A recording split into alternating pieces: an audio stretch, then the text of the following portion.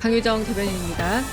이재명 대통령은 오늘 오전 중앙재난안전상황실 서울상황센터에서 집중호우 대처 상황 긴급 점검 회의를 열었습니다. 전국적으로 많은 비가 내렸고 짧은 기간 집중호우로 전국적 피해가 생긴 만큼 호우 피해 규모와 대처 현황을 중앙부처 및 지자체와 함께 긴급 점검했습니다.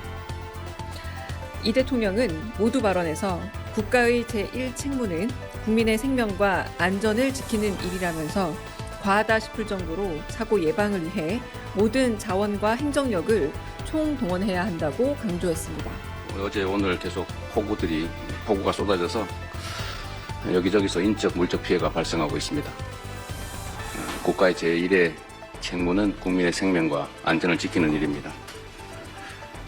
좀 과하다 싶을 정도로 피해 예방과 사고 예방을 위해서 필요한 자원들을 충분히 배치해야 되겠습니다.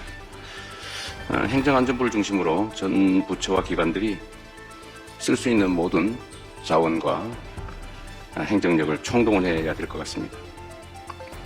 기상청 최선을 다하고 있는 것으로 보여지는데 힘들더라도 선제적으로 지역별 기상정보를 최대한 빨리 전파해서 지방정부나 국가기관들이 충분히 사전 대응할 수 있도록 지원해 주기 바랍니다. 그리고 지방정부가 매우 중요한 역할을 할 수밖에 없는데 지방정부들이 비상근무 체계를 철저하게 유지하고 또 사전점검 그리고 사후 지원 복구 대책을 충실하게 실시해 주기 바랍니다. 피해를 최소화해야 되겠지만 피해를 입은 국민들이 신속하게 일상으로 돌아갈 수 있도록 충분한 보호 대책, 복구, 지원 대책을 강구해 주기 바랍니다. 특히 취약 지역인 또 취약 국민들인 반지하 또는 독거 주민들 그리고 범람이나 산사태, 또 붕괴, 함몰 우려가 있는 지역들에 대해서 철저하게 사전 대비를 해야 되겠습니다.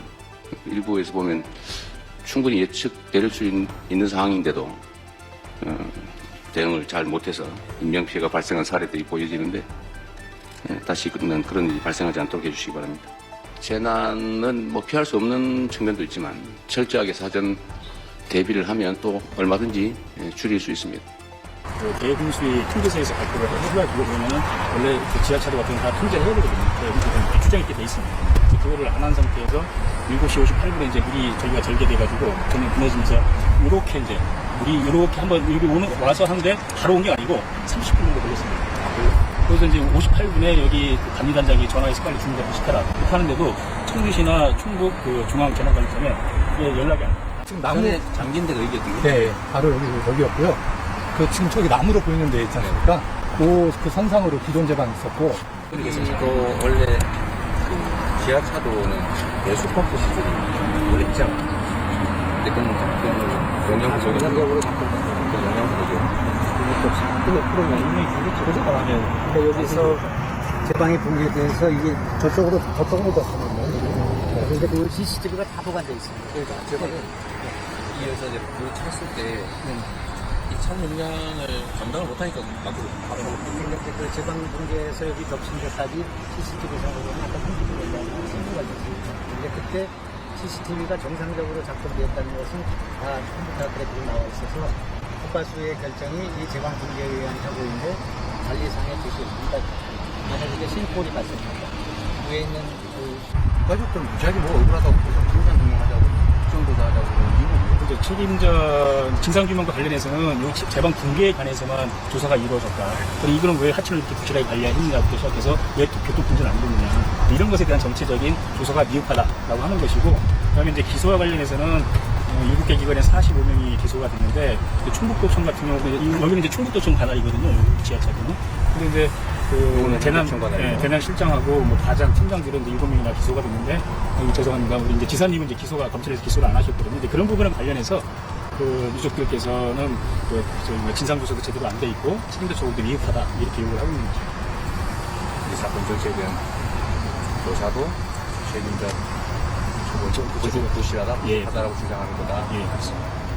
인명사고 발생하는 것에 대해서 경각심이 좀 더 필요할 것 같아요. 경찰 1명을 지정을 해서 호우주의보 때는 현장 예찰을 강화하고 그다음에 경보 때는 상주하는 4인 담당자를 운영해서 재난에 대비하고 있습니다.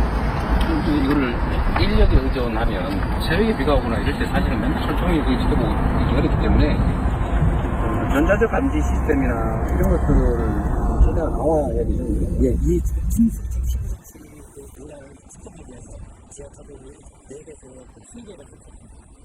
그러면 정부 단위에서는 이거는 예를 들면 광역시도 시설인 광역시도에만 맡겨놓고 있는 거예요. 일단은 실시간 감시 시스템. 저희가 이제 요 지역에 어떤 소가 온다든지 이렇게 하면은 그 이제 자치단체들 그게 제대로 작동되고 있는지는 어떻게 관리해요? 그래서 이제 저희가 지난번에도 이 김차단 시설 같은 게 작동이 되는지 안 되는지를 확인해 보니까 샘플적으로 안 되는 데들이 좀 있어가지고 안 되는 데들 조치를 이제 오기 전에 점검하는 것들이 이제 저희가 하는 것들이 그런 것들이 그러니까 이 시스템을 지방 정부들이 하더라도 어쨌든 그걸 잘하고 있는지 또 체크를 해야 되는 거죠.